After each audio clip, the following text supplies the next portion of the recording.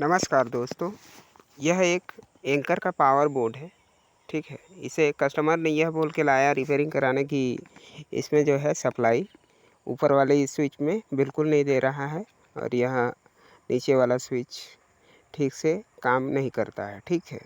तो चलिए देखते हैं यह पावर स्विच बोर्ड होने के बावजूद भी इसमें सप्लाई क्यों नहीं दे रहा है। तो सबसे पहले इस बोर्ड को हम चेक करने का वह फार्मूला बताएंगे जिसे आप बिना लाइन सप्लाई इसमें दिए भी इसे बहुत ही आसानी से रिपेयरिंग कर सकते हैं चेक करते हुए, ठीक है। तो आइए देखते हैं इस बोर्ड की खराबी को। अगर आप सीखना चाहते हैं तो वीडियो को पूरा देखिए और वीडियो अगर समझ में आए तो लाइक सब्सक्राइब कर दीजिएगा, ठीक है।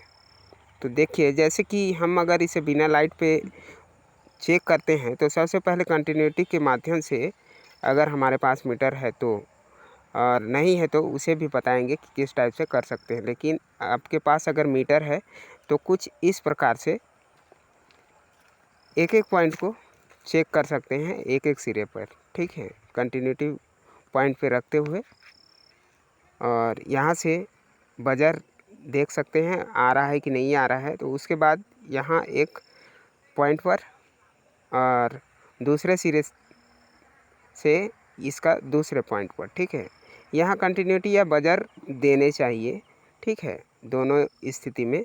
और अगर नहीं दे रहा है, ठीक है, तो कुछ इस तरीक़ा से इनपुट सप्लाई को शॉर्ट कर दें, ठीक है। और यहाँ कंटिन्यूटी प्रोड यहाँ रख कर इस स्विच को ऑन ऑफ करके देखें। अगर इसमें कंटिन्यूटी आ रहा है तो यहाँ तक सप्लाई सही तरीक़ा से आ रहे होंगे, ठीक है। और अगर नहीं आता है तो वह खराबी है, ठीक है। जैसे कि इसमें देख सकते हैं, इसमें देखिए इसमें कंटिन्यूटी शो हो रहा है, ठीक है। तो कुछ इसी तरीक़ा से इस ऊपर वाले में भी होना चाहिए था, लेकिन इसमें नहीं हो रहा है, ठीक है। तो चलिए इस बोर्ड को मैं खोलता हूँ और दिखाते हैं आपको कि इसमें सप्लाई क्यों नहीं पहुँच पा रहे हैं। कई बार ऐसा होता है कि स्पार्किंग इस वायर पे ज़्यादा होने पर भी यह कंटिन्यूटी मीटर नहीं बता पाता है, तो इसे खोलने पर ही कंफर्म पता चल पाते हैं। तो चलिए मैंने इसे चारों स्क्रू को खोलते हुए इस प्रकार से आप देख सकते हैं, यह लकड़ी का बढ़िया क्वालिटी का बोर्ड था। और कुछ इस तरीक़ा से इसे खोल लेने के बाद में आप देख सकते हैं यहाँ इसका एक वायर जो है स्विच से डिस्कनेक्ट हो चुका है, यानी कि इसका जो ऑन ऑफ वाला स्विच है वहाँ से निकल गया है या तो निकाल दिया गया है, ठीक है। क्योंकि आजकल कस्टमर भी कुछ ना कुछ छेड़छाड़ करने के बाद में ही मैकेनिक तक आते हैं, अगर कुछ समझ में नहीं आता है उस स्थिति में। अन्यथा हर कोई बनाने का प्रयास करता ही है। तो चलिए देखिए, यहाँ अगर हम इसके एक पॉइंट को डायरेक्ट सॉकेट पे जो जा रहा है उसे कंटिन्यूटी के माध्यम से चेक करते हैं तो यह प्रॉपर तरीक़ा से सही दिखा रहा है, ठीक है। और दूसरा पॉइंट यह जो स्विच के एक पॉइंट पर जाता है, अगर यह नीचे वाले स्विच पॉइंट पे देखते हैं तो यह सही तरीक़ा से सप्लाई दे रहे हैं, जैसा कि इसमें बता ही रहा था सप्लाई। और यह दूसरा वाला जो ऊपर का स्विच है इसमें निकला हुआ है या तो निकाल दिया गया है, ठीक है। क्योंकि ये देखने से ऐसा लग रहा है कि इसे निकाला गया है। तो देख सकते हैं यहाँ कुछ कारीगरी की गई है। चलिए इसे हम बढ़िया तरीक़ा से जॉइंट करते के देखते हैं, क्या यह इसमें जोड़ने के बाद भी सप्लाई सही ढंग से दे पाता है या फिर क्या रिजल्ट इसके आते हैं, ठीक है। तो यह इस पॉइंट पर जुड़ना चाहिए था, ठीक है, जिसे कस्टमर ने कुछ इस प्रकार से इसे बहुत बड़ा जॉइंट बना दिया है, जिसकी वजह से शायद इसमें नहीं लग पाया होगा या कुछ कांच लगे होंगे तो निकल गया है खींचतान में, ठीक है। यहाँ इसके इस निचले वाले पॉइंट पे यह इनपुट का एक सप्लाई जो कि डायरेक्ट इस ऑन ऑफ वाले स्विच पर आते हैं और इस स्विच को ऑन करने के बाद यह सप्लाई सॉकेट तक पहुंचता है, ठीक है, जैसा कि आप देख ही सकते हैं। तो इस तरीक़ा से इसके वायरिंग होते हैं। और चलिए इस जो बड़ा वाला जॉइंट पॉइंट बना के रखा था इसे हमने कुछ इस तरीक़ा से इसे डिस्कनेक्ट करके बढ़िया इसे जॉइंट मार देते हैं ताकि इस स्विच पर यह आसानी से इनपुट हो सके, ठीक है। और उसके बाद इसका जो है सप्लाई को देखेंगे।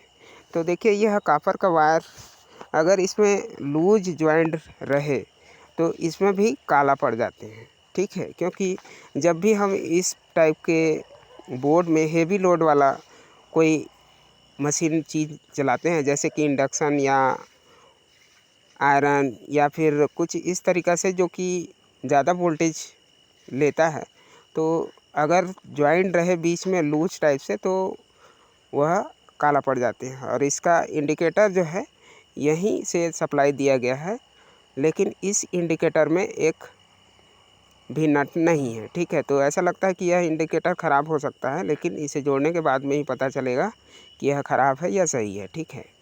तो कुछ इस तरीक़ा से इसका जॉइंट जो है बनाते हुए मैं इसमें टाइट कर देता हूँ, और फिर इसका इंडिकेटर जलता है या नहीं जलता है, इसमें डायरेक्ट इनपुट लाइन जब देंगे तब पता चलेगा। यह इंडिकेटर सामान्य तौर पे ऐसे ही पता नहीं चल पाते हैं कि कटा हुआ है कि सही है, ठीक है। तो यहाँ से सही तरीक़ा से इसे टाइट करते हुए इसके सारे नट वगैरह को जो कि लूज लगे तो उसे भी टाइट कर देते हैं, ठीक है। तो देखिए इसे भी स्विच की चेकिंग कर लेते हैं कंटिन्यूटी से, क्या यह स्विच सही है या यह भी वास्तव में काम नहीं कर रहा है कि कैसे, ठीक है। इसे ऑन कर लेते हैं, ऑन है। और कुछ इस तरीक़ा से ऑन करने के बाद में इसका जो इनपुट सप्लाई होता है यह स्विच के दूसरे सिरे पर जंप करके सॉकेट को देता है। तो देख सकते हैं कुछ ज़्यादा ही इसे हिलाने डुलाने पर ही इसमें सप्लाई दे पा रहा है। तो एक बार इसे ऊपर से चेक करके देख लेते हैं क्या इसके इंटरनल सॉकेट पॉइंट पर आ रहा है कि नहीं आ रहा है। ऐसे तो इसमें सप्लाई अभी अंदर साइड से सही ही बता रहे हैं, ठीक है। इसके दोनों सिरों पर, पहले और दूसरे दोनों सॉकेट स्विच पर। तो इसके ये जो देखिए इसमें मानना होता है कि अर्थिन या फेस किसी भी प्रकार से आप समझने के लिए कोई भी पॉइंट को कुछ भी मान सकते हैं, अर्थिन या फेस, ठीक है। इस तरीक़ा से कंटिन्यूटी से चेक करते हुए अब हम जब पहले शुरू में इसे जैसे चेक किए थे वैसे ही इसमें चेक करते हैं। इसका अंतिम यह जो इनपुट लाइन सप्लाई है इसे ज्वाइंट कर देते हैं एक दूसरे से, और इसका ऑन ऑफ स्विच के माध्यम से इसके सॉकेट पर आने वाला यह सप्लाई कंटिन्यूटी को देखते हैं, ठीक है। कंटिन्यूटी आ रहा है या नहीं आ रहा है। तो आप मीटर पे गौर कीजिएगा।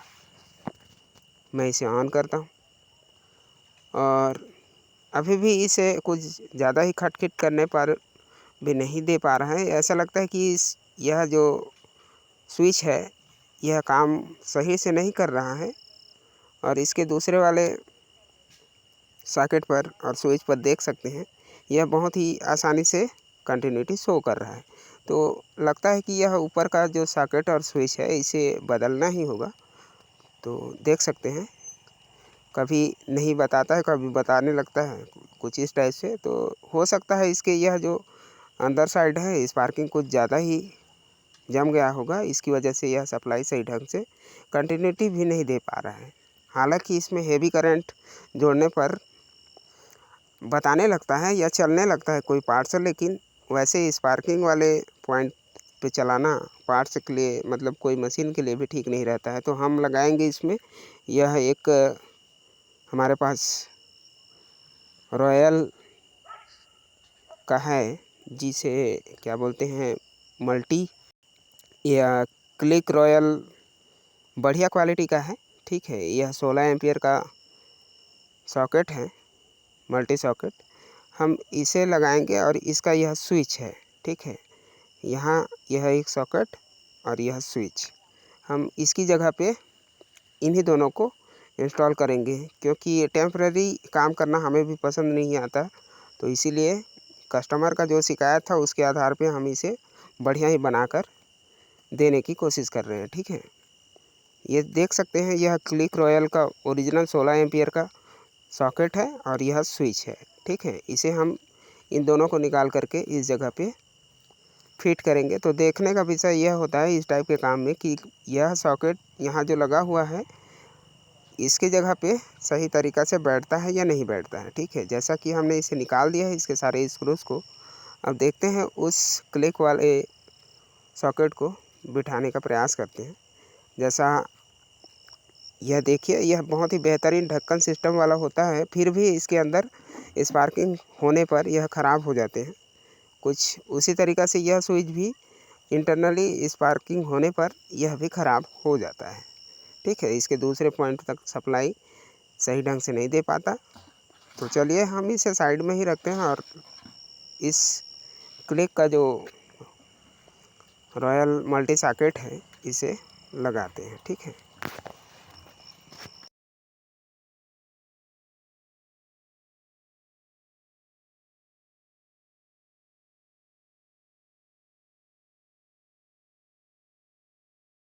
जी सर, इस तरीके से थोड़ा सा एडजस्टमेंट करना पड़ता है तो करते हैं यहाँ थोड़ा सा।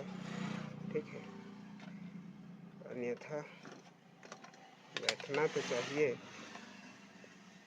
लेकिन थोड़ा सा बड़ा है लगता है। ये तो बैठ गया आसानी से। ठीक है, ये देख सकते हैं बैठ गया ये। और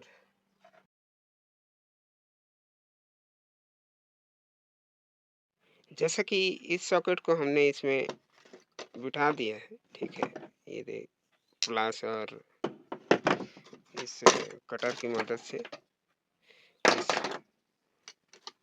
बोर्ड को काटते हुए। ठीक है, लेकिन इसका जो है यह छेद इसके साथ में मैच नहीं कर रहा है।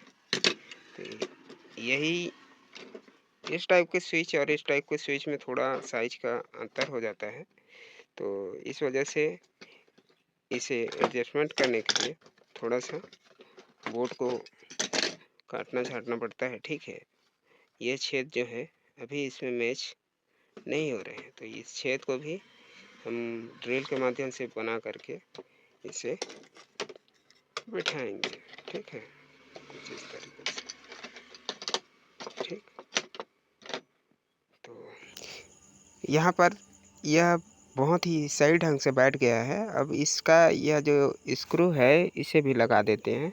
और देखिए, यही है ऑफलाइन, मतलब बिना लाइन कनेक्शन दिए चेक करने का तरीका जो है। आपके पास एक मल्टीमीटर होना ही चाहिए, जिससे आप बिना इसमें करंट दिए चेक कर सकते हैं कि कौन सा सॉकेट और स्विच काम कर रहा है या नहीं। तो देखिए, पुनः उसी फार्मूला को आपको शेयर करता हूँ कि यह कंटिन्यूटी के माध्यम से जब इन स्विच के दोनों पॉइंट पर ऑन ऑफ करने के बाद भी कंटिन्यूटी सही देने लगे यह मीटर, तो यह बोर्ड सही हो जाता है, यह समझिए। इसमें कोई संशय या डाउट वाली कोई बात नहीं होती है कि अगर इसे हम लगाएंगे तो नहीं चलेगा, ऐसा नहीं है।